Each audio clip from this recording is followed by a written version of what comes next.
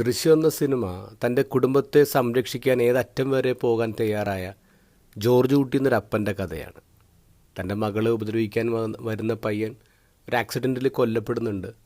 പിന്നെ തൻ്റെ കുടുംബത്തെ സംരക്ഷിക്കാനുള്ള ഓട്ടത്തിലാണ്. അയാൾ ഫാമിലിക്ക് ട്രെയിനിങ് കൊടുക്കുന്നുണ്ട്. പോലീസുകാർ ടോർച്ചർ ചെയ്യുമ്പോൾ എങ്ങനെയൊക്കെ പിടിച്ച് നിൽക്കണേ, എങ്ങനെയൊക്കെ ഉത്തരം പറയണമെന്ന്. പക്ഷെ ടോർച്ചർ കഠിനമായപ്പോൾ ഏറ്റവും ഇളയ മോള് സത്യം തുറന്നു പറയാണ്. സിനിമയുടെ അവസാനം ഭാര്യ ജോർജ് കുട്ടിയോട് ഇങ്ങനെ ചോദിക്കുന്നുണ്ട്, അനുമോൾ സത്യം തുറന്നു പറയാതെ പിടിച്ചു നിൽക്കുമെന്ന് നിങ്ങൾ വിശ്വസിച്ചിരുന്നു? ജോർജ് കുട്ടി പറഞ്ഞു, ഇവിടെയാണ് എൻ്റെ കണക്കൂട്ടുകൾ തെറ്റിപ്പോയത്. നിങ്ങൾ മൂന്നുപേരും ഇത്ര പിടിച്ചിരിക്കുമെന്ന് എനിക്കൊരു ഉറപ്പുണ്ടായിരുന്നില്ല.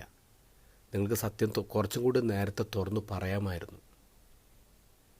ജോർജ് കുട്ടിയുടെ വിശ്വാസം എന്തായിരുന്നു? ജോർജ് കുട്ടിക്ക് അറിയാം തൻ്റെ വീട്ടുകാരെ തന്നെ സ്നേഹിക്കുന്നുണ്ടെന്ന് അറിയാം. പക്ഷേ ടോർച്ചറിൻ്റെ മുന്നിൽ അവർക്ക് പിടിച്ചു നിൽക്കാൻ പറ്റില്ല എന്ന് ആൾക്കറിയാമായിരുന്നു. ഇത് ഗോസ്പൽ ഈശോയുടെ സിറ്റുവേഷൻ ഇതാണ്.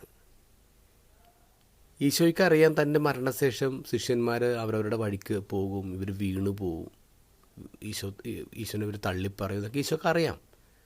പക്ഷേ ഈശോ അത് മുൻകൂട്ടി അവരോട് പറയാണ്. എന്തിനാ പറയുന്നത്? അതിനുശേഷം തള്ളിപ്പറഞ്ഞതിനെക്കുറിച്ച് ഓർത്ത്, വീണുപോയതിനെക്കുറിച്ച് ഓർത്ത് അവർ റിഗ്രറ്റ് ചെയ്യാതിരിക്കാനാണ്. അതുകൊണ്ട് ഈശോ പറയും, നിങ്ങൾക്ക് സമാധാനം ഉണ്ടാകേണ്ട ഞാനിത് പറഞ്ഞേ, നിങ്ങൾ അതിനെക്കുറിച്ച് ഓർത്ത് വിഷമിക്കേണ്ട.